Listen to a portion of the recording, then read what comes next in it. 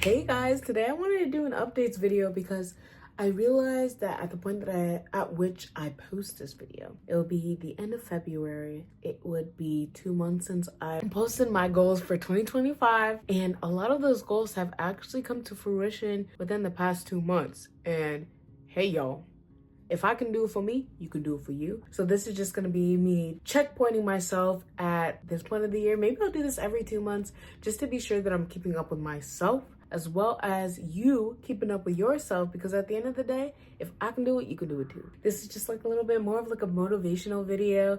At the end of the day, I feel like it's good to check in with yourself as well as others that you decide to tell your goals. And at the end of the day, it's up to you to be the one who holds themselves accountable. So let's just get into this video, shall we? The first thing that I had in this video was just having a journal and updating it every single day. That was my goal, but I wanted to sort of grow up into that and do like, maybe I'll do it once every other day so that I can grow into doing it every single day. And I figured out what worked for me, and honestly, it was being able to keep it in this drawer. You can actually already see it's kind of already open. Let me cover that mess that's going on over there. But it really helps me to have it so close. So what I've been doing is literally waking up, and I try to make it the first thing that I do. Right now, I'm trying to stay off of my phone a lot. Sometimes, some mornings I'm like, okay, maybe my phone will help me wake up, but I need to get out of that habit. But what I've been doing is I've been waking up, trying not to use my phone. I wouldn't even leave my bed until I've written in my journal. And this has helped me so much because I don't need to write that much. At the end of the day, you're just reflecting, and some days you have more to reflect on and some days you don't. So I would write as little to as much as I would love to write. Helps me communicate with God as well. I've been using it as my way and having that line of communication, and it helps me hold myself accountable. 10 out of 10, recommend that for any of y'all. Next was my wallpaper, and the wallpaper, I'm not gonna lie to you, the wallpaper that I have on my screen, it's been helping, but I haven't been using, yes, I've been editing a lot of videos, but when I'm doing that, my lock screen is kind of covered, but I haven't been trying to intentionally look at it as much as I could be. So maybe creating something to have in my room, maybe something I need to do now, so that it's something where I'm like, okay, I've done this year and I've done that, versus right now I'm just kind of every week being like, how can I make the most out of this week and doing that, which isn't bad, but it's also the whole point of it is sometimes when you have something that you may not think can happen on your peripheral or something that you're able to see regularly, makes it come a little bit faster, or it just makes you believe that you can do it too. I think I need to do something where it's a little bit more physical, or when I'm opening up my laptop, maybe I need to take 2 minutes, but am I really gonna do that?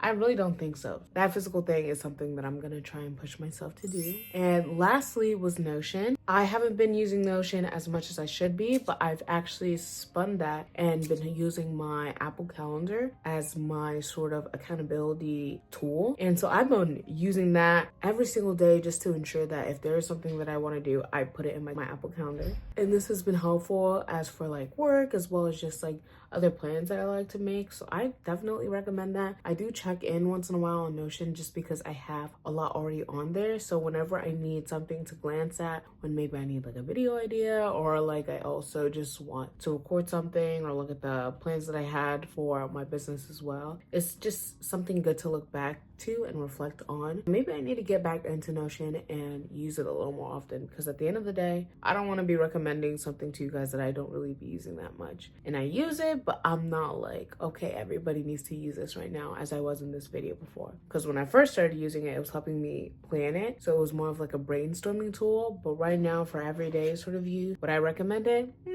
Not really, unless you're the person who, has already used it and has made everything a little bit more daily use friendly. Versus right now, if I need to remember something, I'll put it in my reminders, in my Apple Calendar, just to ensure that I'm okay, I know on this day I need to post this or I need to do that. Yeah, so Apple Calendar has definitely taken over that role of Notion. But as for my previous video, those are all the stuff that I went over and things that I would like to see within the next maybe 2 months, upcoming month. Maybe I'll do this every 2 months because even right now I'm reflected, so it feels nice. Like when I'm journaling, I can write more about what I want to do versus just only reflecting. Granted, that would mean in the morning I would have to, you know, expel more information from my brain, which isn't bad, but you know, sometimes you don't want to overload yourself so early in the morning, especially since I tend to go to the gym a little bit early. Maybe just finding a new way to list out all the stuff that I want to do in the upcoming month or week or day so that it's a little bit more clear and I'm ensuring that I'm using my wallpaper. Maybe I could reflect on my wallpaper like once a week and see how I've been getting either closer or further away from some of the things on there.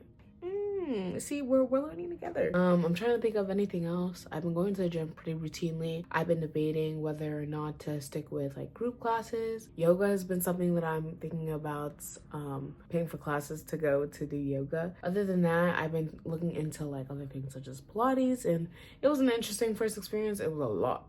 Did I like it? It was cool, but it was a little fast paced for me. I feel like yoga, I feel that growth coming a little bit more naturally. So maybe yoga. So I just wanted to reflect on how I've been doing and if those tips that I gave in that last video has helped me, how I would change them, how I would critique them, you know, to better fit me now or maybe to better fit you guys, especially since we're going through this together. And at the end of the day, I feel like it was still a great video to watch. If you haven't watched it already, click right here and it will send you directly to the video. Just wanted to talk to you guys and reflect on that because at the end of the day, you may have a lot of things that you want to do, but if your body's telling you no, then it's okay to listen to that and take that step back so that when you are ready to go, you can take any bigger step to reach where you want to be. So that's really all. Thank you so much for watching this video. I really enjoyed doing this, so I probably may do this like every 2 months, maybe 2 to 3 months, depending on whatever's going on. So yeah, 10 out of 10 experience. I'll go ahead and give y'all that update in the next upcoming months. And if you've already subscribed, thank you so much. Be sure to hit that subscribe button if you haven't already. And yeah, guys, I'll see you in my next video. Bye bye.